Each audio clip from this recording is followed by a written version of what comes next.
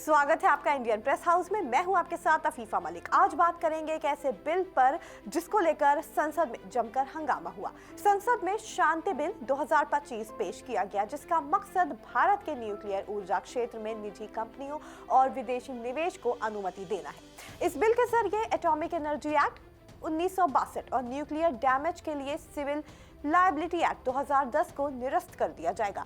Bill को पेश करते वक्त विपक्ष ने जोरदार विरोध किया, जिसमें कांग्रेस सांसद मनीष तिवारी के सवाल और आपत्तियां सबसे अहम रहे। परमाणु ऊर्जा राज्य मंत्री डॉक्टर जितेंद्र सिंह ने sustainable harnessing and advancement of nuclear energy for transforming India bill 2025 सदन में पेश किया, जिस पर कांग्रेस और तृणमूल कांग्रेस के सदस्यों ने आपत्ति जताई। कांग्रेस के सांसद मनीष तिवारी ने बिल के खिलाफ कई मुद्दे उठाए। उनका कहना था कि ये बिल केंद्र सरकार को निजी अनुबंधों में लाइसेंसिंग, नियमन, अधिग्रहण और टैरिफ तय करने की बहुत ज्यादा शक्तियां देता है। उन्होंने कहा कि निजी क्षेत्र को खतरनाक न्यूक्लियर क्षेत्र में प्रवेश की अनुमति देना, जवाबदेही को सीमित करना और न्यायिक उपायों को रोकना संविधान के अनुच्छेद 21 और 48A का उल्लंघन है। उन्होंने ये भी कहा कि विधायिका, कार्यपालिका और नियामक शक्तियां केंद्र सरकार में केंद्रीकृत हो रही हैं, जिससे पारदर्शिता और जिम्मेदारी प्रभावित होगी। सिर्फ कांग्रेस ही नहीं, बल्कि रेवोल्यूशनरी सोशलिस्ट पार्टी यानी कि आरएसपी और तृणमूल कांग्रेस के सदस्यों ने भी आपत्ति जताई। उन्होंने कहा कि ये बिल निजी कंपनियों को न्यूक्लियर ऊर्जा क्षेत्र में प्रवेश देने के लिए लाया गया है। उन्होंने कहा, आप देख सकते हैं, इस विधेयक का मूल मकसद परमाणु ऊर्जा क्षेत्र को निजी कंपनियों के लिए खोलना है। वहीं टीएमसी के सौगत राय ने कहा कि इस कदम के जरिए क्रमिक रूप से परमाणु ऊर्जा क्षेत्र को निजी क्षेत्र को दिया जा रहा है।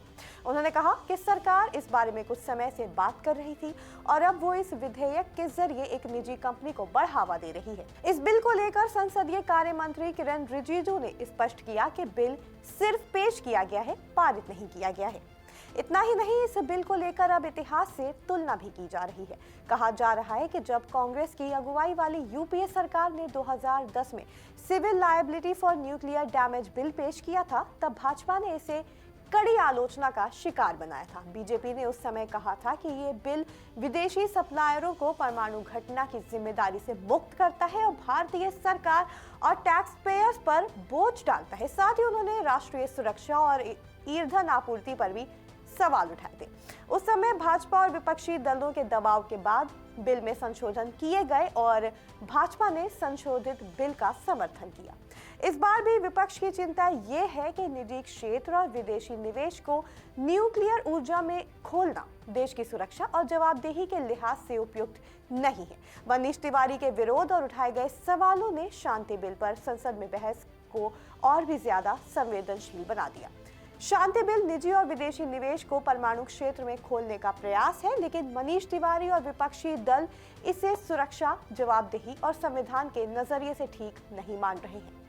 तो फिलहाल के लिए इतना ही। जुड़े रहें इंडियन प्रेस हाउस के साथ।